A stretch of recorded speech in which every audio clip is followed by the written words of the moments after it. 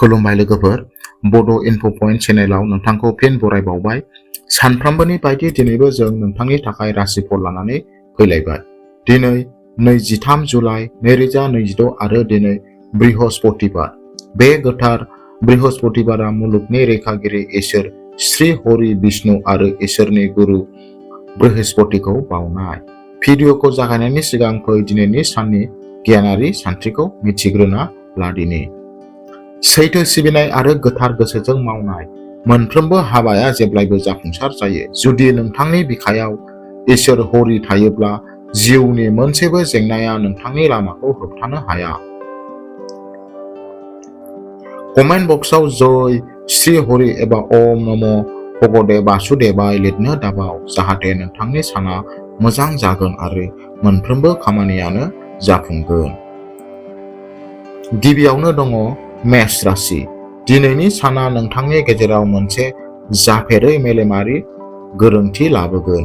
मावख'आव नोंथांनि जुक्ति गोनां गोहो आरो आखा-फाखाजों नोंथाङा नोंथांनि बेरेखाफोरनि मोनफ्रोमबो मावनायखौ फेलें खालामगोन।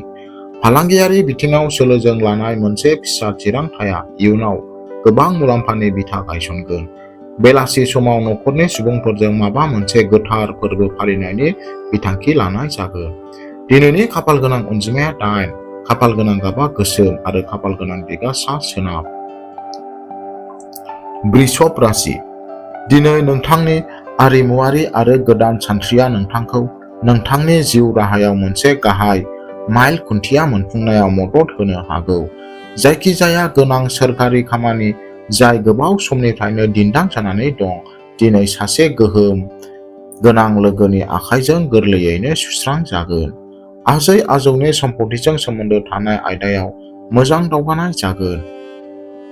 दिनैनि खाफाल गोनां अनजिमाया 1, खाफाल गोनां गाबा गोजा आरो खाफाल गोनां दिगा खोला सानजा। मिथुन राशि। दिनैनि साना नोंथांनि रांखान्थियारि बिथिंखौ गोदान मदद होनो हानाय सान जागोन।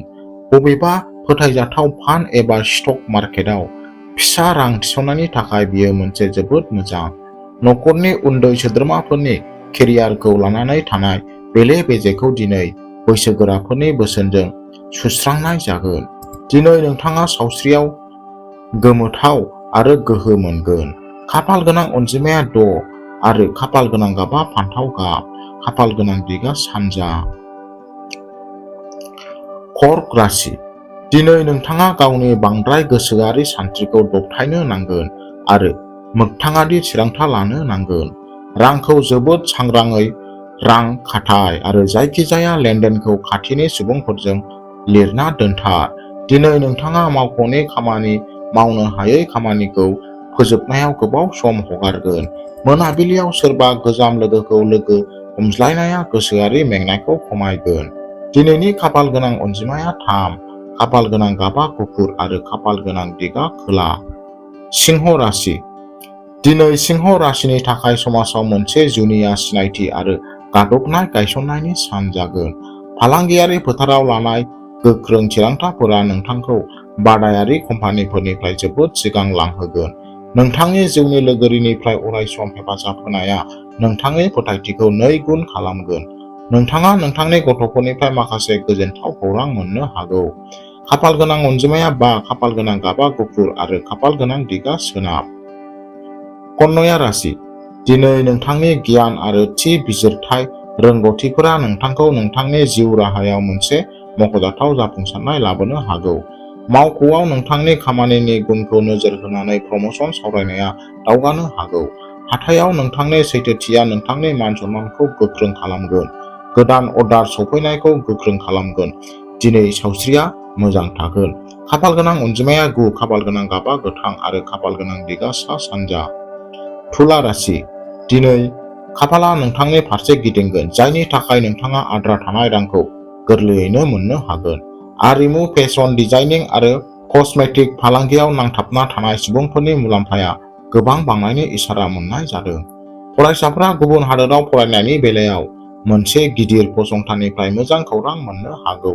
नखरनि आबहावाया जोबोद मोजां थागोन आरो नोंथांनि सावस्रियाबो मोजाङैनो थागोन। दिनैनि खाफाल गोनां अनजिमाया 2, खाफाल गोनां गाबा रुफा गाब आरो खाफाल गोनां दिगा खोला सोनाब। बृश्चिक राशि दिनैनि बोसोना जाबाय जायखिजाया रोखोमनि आन्दोनि बाथ्रा रायज्लायनाय एबा मावख'नि राजखान्थिनिफ्राय गावखौ आबुङै गोजानाव लाखि। बेरेखा हान्जानि आदबखौ मिथिनो थाखाय गावनि मेगन आरो खोमाखौ खुला लाखि आरो नोंथांनि फैबाय थानाय आदबफोरखौ रावनोबो फोरमायनो नाङा। गोब्राब समाव नोंथांनि जिउनि लोगोरिनि एंगारनो हायै हेफाजाबा नोंथांखौ मोनफ्रोमबो जेंनानिफ्राय बारग'नायाव मदद होगोन।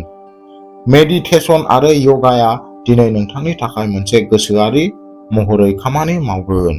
खाफाल गोनां नम्बरा 7, खाफाल गोनां गाबा मारुन गाब आरो खाफाल गोनां दिगा साहा। धनु राशि दिनैनि साना हाबा जानाय जिउ आरो फालांगियारि बाहागोदारिनि थाखाय सनानि बुब्लिफोर लानानै फैदों।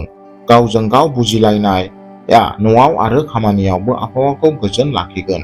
हाथायाव गोथारथिनि थाखाय नोंथांनि मान थाखोआ गोख्रों जागोन, जाय गोदान अर्डार मोन्नायनि लामाखौ गोख्रों खालामगोन। दिनै नखरनि सप्ता जोबनायनि थाखाय दावबायनायनि बिथांखि लानायखौ नखरनि गेदेरफोरजों लोगो नांनानै खालामनो हागोन। खाफाल गोनां नम्बरा 1, खाफाल गोनां गाबा गोमो आरो खाफाल गोनां दिगा सानजा। मकर राशि दिनैनि साना नोंथांनि खस्थ' आरो जुजिनायनि गोदै बान्था लानानै फैगोन। दिनै नोंथाङा गोजाम बिजिरसालिनि केसफोर एबा बेंकजों सोमोन्दो गोनां दाहारफोराव गोबां रेहाय मोननो हागौ, जाय गोसोआरि नारसिनथायखौ खमायगोन।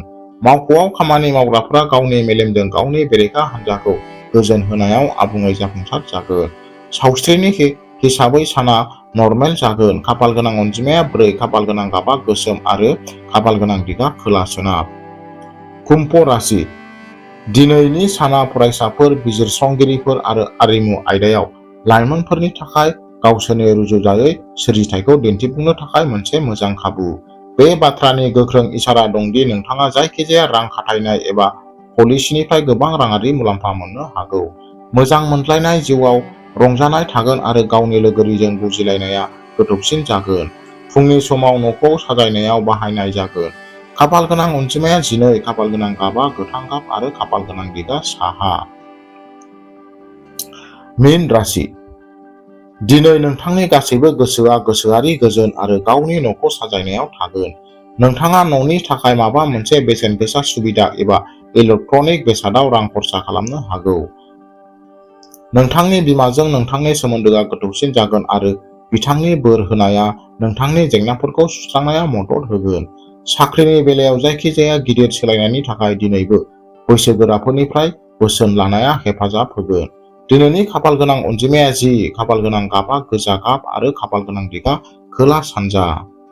अब्ला लोगोफोर, बेयो जाबाय 23 जुलाइ 2026 खालारनि आबुं राशिफल। आसा खालामो बे खारिथिया नोंथांनि थाखाय खामानि गोनां जागोन। भिडिअखौ नोंथाङा मोजां मोनबायब्ला बेखौ लाइक खालामदो आरो चेनेलखौ साबस्क्राइब खालामाखैबा साबस्क्राइब खालामनानै होदो। कमेन्ट बक्सआव गावनि राशि आरो जै श्री हरि लिरना लाथार। भगबान बिष्णुआ नोंथांनि जिउखौ सुखु, गोजोन आरो जौगानायजों आबुं खालामगोन। गाबोन लोगो हमगोन मोनसे गोदान राशिफल लानानै। अब्लासिम गावखौ आरो गावनि आंगोफोरखौ जोथोन ला। गोजोन्थों आरो दिनैनि साना मोजां जाथों।